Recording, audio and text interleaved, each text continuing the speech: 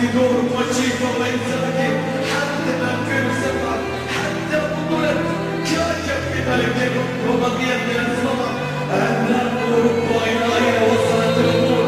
إلى أين التراجع؟ إلى أين الخسارة؟ إلى أين النتائج السلبية؟ إلى أين العبث بتاريخ هذا العملاق الجميل؟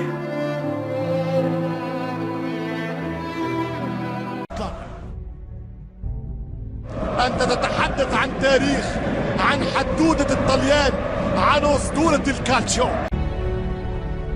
ميلان يلعب بالاسم، بالتاريخ، بالماضي، بالقميص، بالشعار، بالألقاب، بالذكريات، بالكبرياء.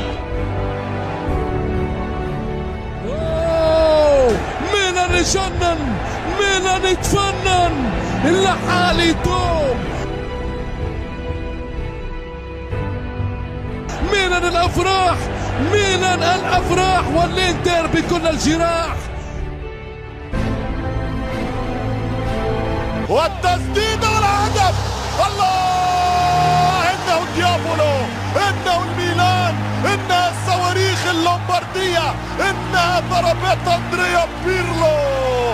هو الروعة، هو الرائع، هي الروايع، مش ممكن يا سيدور.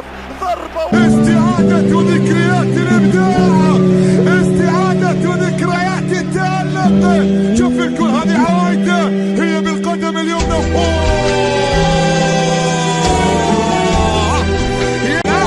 والله زمان، يا هوى زمان، اشتقنا إليك، علمنا أن لا نشتاق.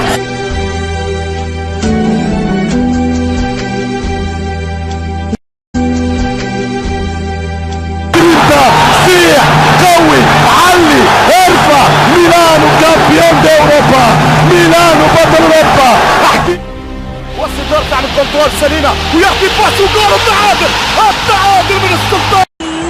على آخر ما بقي من الكبير ميلان، من البطل ميلان، من 2007، من الريكاردو كاكا، بالقوة، بالشعار، بالذكريات، بالكبرياء، بروح كاكا.